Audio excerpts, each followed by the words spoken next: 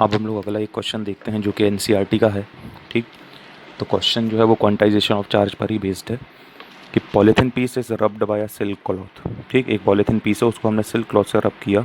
Is found to have a negative charge of 3 × 10⁻³ coulomb. तो एक polythene piece को एक सिल्क क्लॉथ से रब करने पे पॉलीथीन पीस पे कितना चार्ज आया? Negative charge. ठीक है, मतलब -3 × 10⁻³ कूलम। ठीक, तो हमने क्या किया, सबसे पहले Q की वैल्यू लिखी। Q क्या है? ये चार्ज।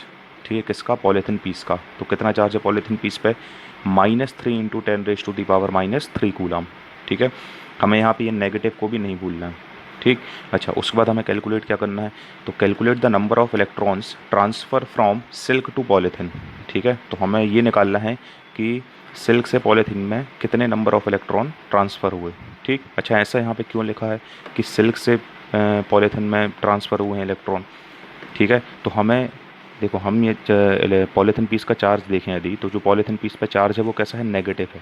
ठीक है, इसका मतलब ये है कि जब हमने पॉलीथीन पीस को सिल्क के क्लॉथ से रब किया, ठीक है, तो रब करने से चार्ज दोनों पे डेवलप होता है, ये हम पहले सीख चुके हैं। ठीक है, तो जब हमने पॉलीथीन को सिल्क क्लॉथ से रब किया, इसका मतलब ये है कि पॉलीथीन पीस पे कौन सा चार्ज आया? नेगेटिव। इसका मतलब ये है कि पॉलीथीन पीस ने क्या किए? इलेक्ट्रॉन गेन करे। ठीक, तो इलेक्ट्रॉन का ट्रांसफ़र कहाँ से कहाँ हुआ होगा? सिल्क से पॉलीथीन में। ठीक है, तो वही हमें निकालने बोला गया है कि सिल्क से पॉलीथीन में कितने इलेक्ट्रॉन्स का ट्रांसफ़र हुआ। ठीक, तो हम इसको आसानी से निकाल सकते हैं। सबसे पहले हमने क्या लिखा? चार्ज ऑन पॉलीथीन पीस कितना है? -3 × 10⁻³ कूलम। ठीक, फिर हमने फॉर्मूला लगाया क्वांटाइजेशन ऑफ चार्ज का। Q इक्वल टू क्या होता है? +- N × E। ठीक, यहाँ से हम N का फॉर्मूला बना देंगे तो N इक्वल टू क्या आ जाएगा? Q/E। Q क्या है? चार्ज, पॉलीथीन पीस का चार्ज।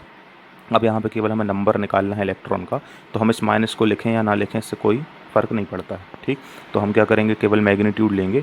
तो हमने एक Q की वैल्यू लिखी, मतलब चार्ज ऑन पॉलीथीन पीस, और E से डिवाइड कर दिया।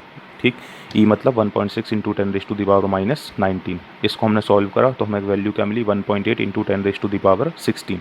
मतलब इतने इलेक्ट्रॉन्स का ट्रांसफ़र हुआ सिल्क से पॉलीथीन में।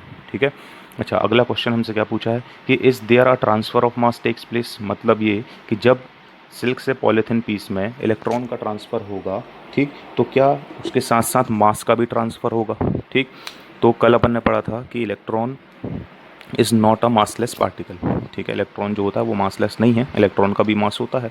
तो जब सिल्क से पॉलीथीन में इलेक्ट्रॉन का ट्रांसफ़र होगा तो साथ साथ मास का भी ट्रांसफ़र होगा। ठीक, सो आंसर क्या है इसका? Yes, there is a transfer of mass takes place. ठीक, तो कितने मास का ट्रांसफ़र होगा ये भी हम निकाल सकते हैं। तो मास ट्रांसफर्ड, इसका फॉर्मूला क्या बनेगा? तो जितने इलेक्ट्रॉन का ट्रांसफ़र हुआ उसको किससे मल्टीप्लाई कर दो?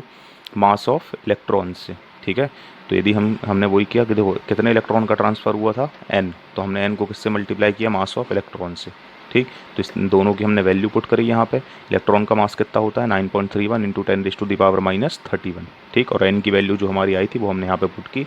दोनों को हम इसको मल्टीप्लाई करके सॉल्व करेंगे तो हमें यहाँ पे क्या मिल जाएगा कि कितने मास का ट्रांसफर्ड हुआ। तो ये हमारा आंसर है।